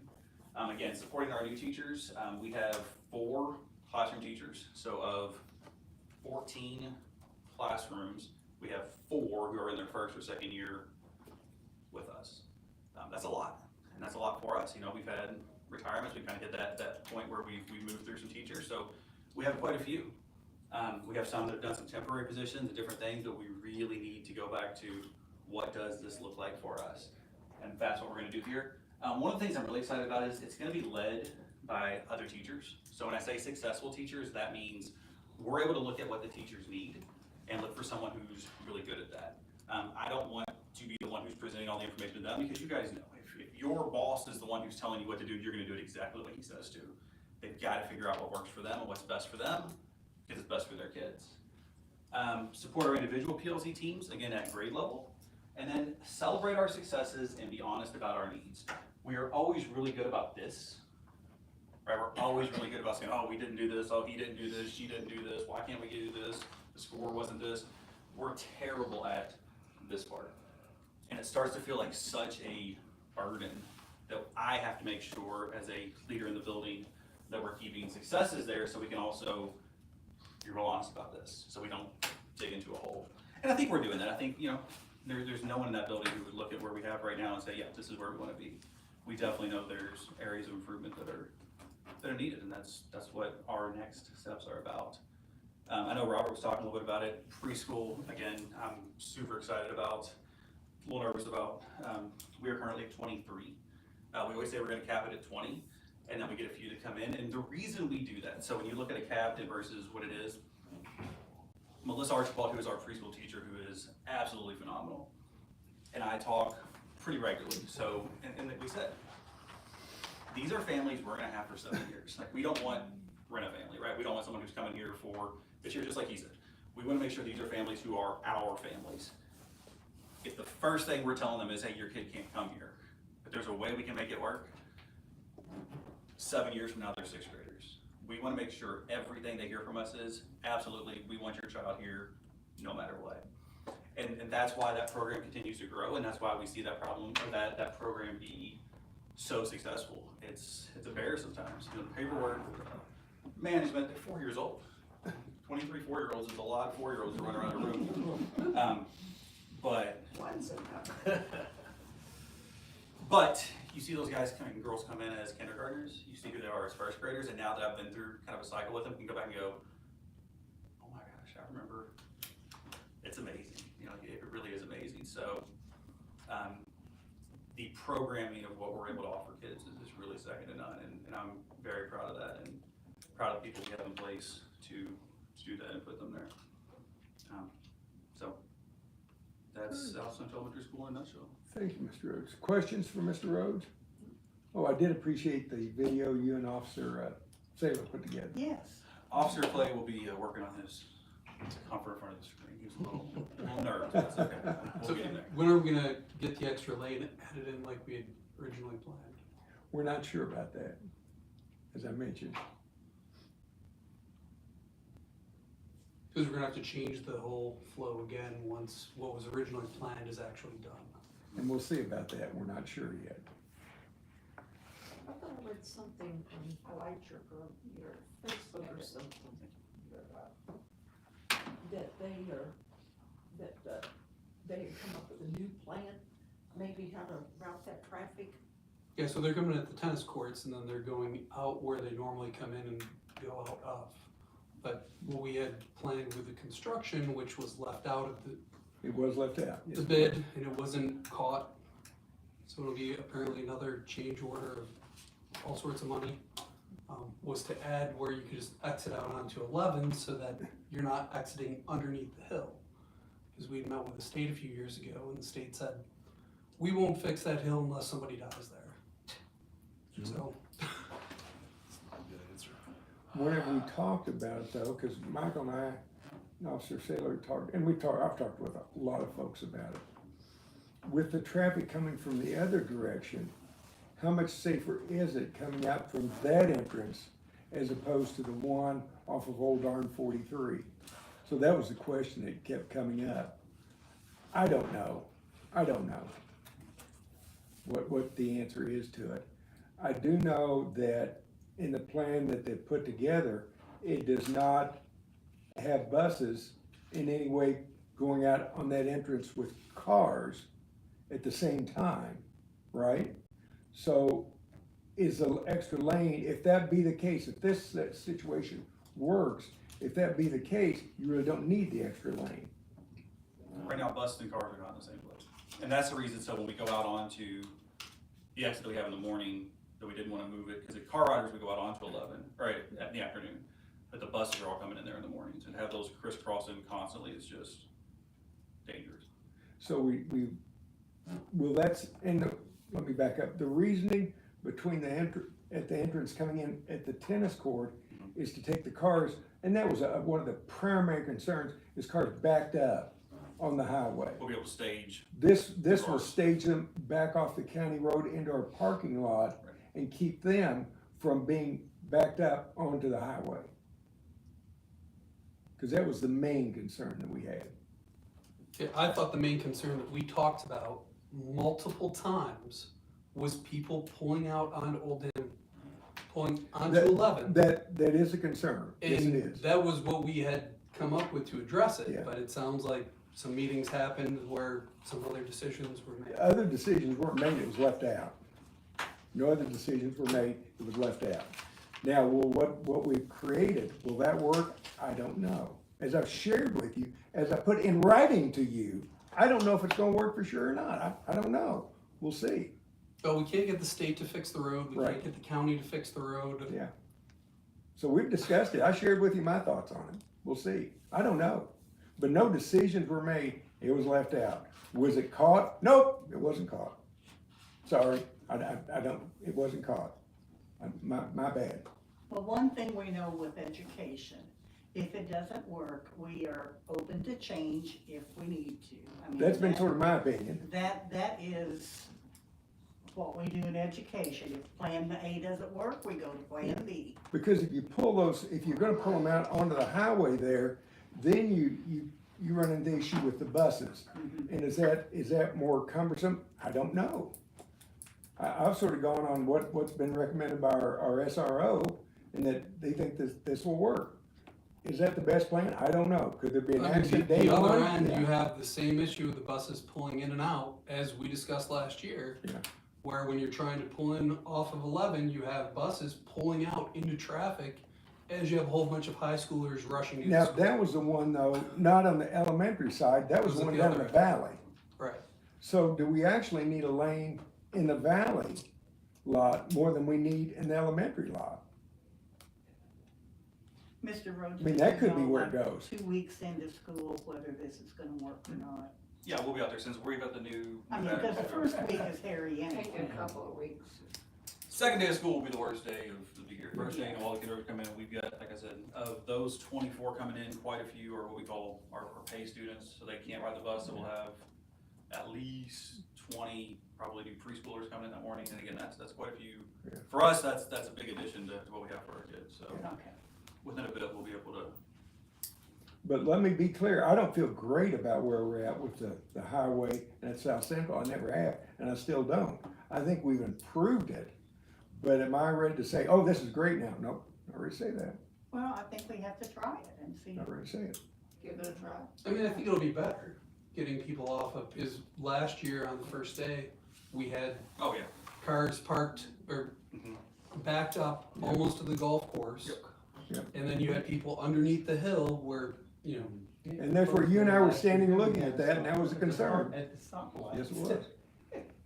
We had them at the stoplight. Yeah. And this year with that little four-way stop they yeah, had, well, I it's gonna be stopped up, double lane at the stoplight, and it'll be okay. All right. Get out, just get out of the car, and mommy not have to get out. Yeah. Other questions for Mr. Rhodes? Like I said, I've been like All for right. 7 years, not for a minute, so. All right, Diane says 5 minutes. She's gonna, thank you, Mr. Rhodes. Thank you. Hey, Mr. Rhodes. Hey, Mr. Rhodes. I remember when you started talking about remembering students. I remember. It's been a minute, hasn't it?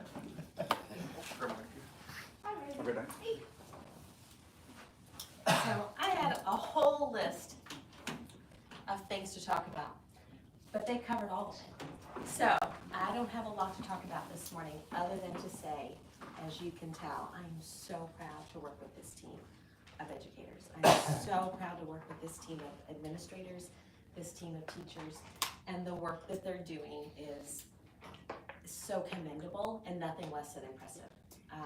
Again, can't wait to share some numbers with you, but I will say we met our district goal with iRead, and we're really happy about that.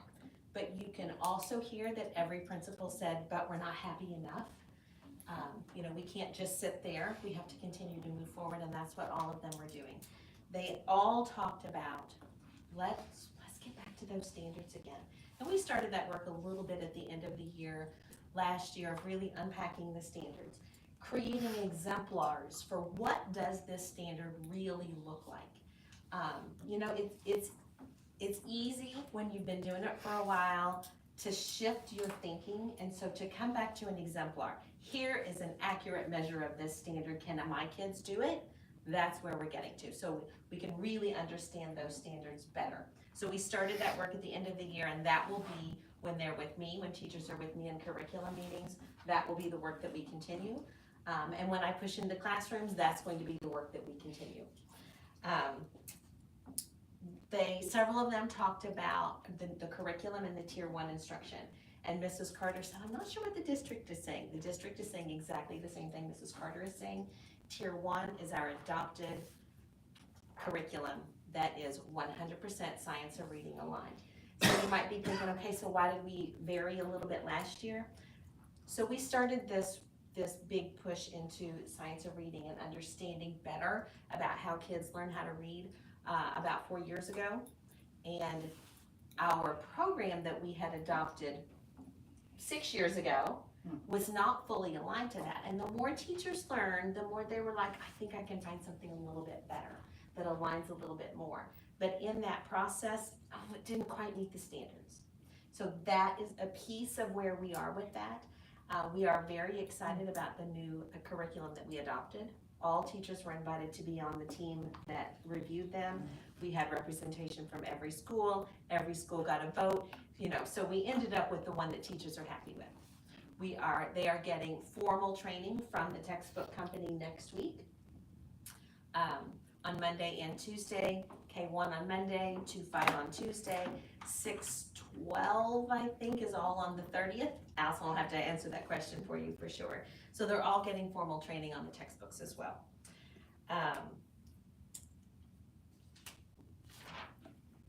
Any other points that I wanted to look at? So the goals. They were all talking about their goals, and Mrs. Faith said, we want to set a goal that we can reach. So when we talk about SMART goals, and you guys have talked about SMART goals, I'm sure, in your training as well, that A in SMART is attainable. If you have 45% of your kids passing, you don't want to set a goal that's at 90%. That's not attainable in a year.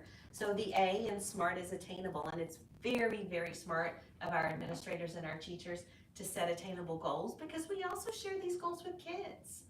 And we need these goals to be attainable for our kids and our families.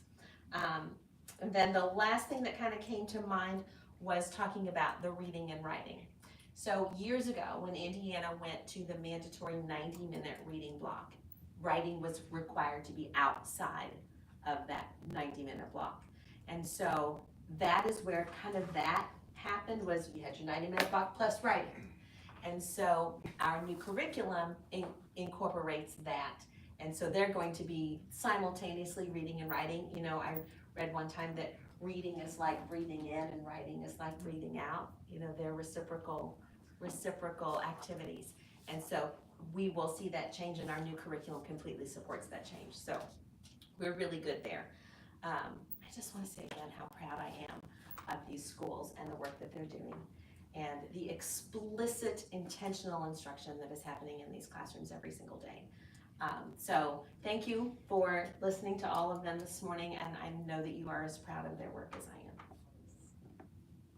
We appreciate you too. Thank you very I much. have a question. Yes.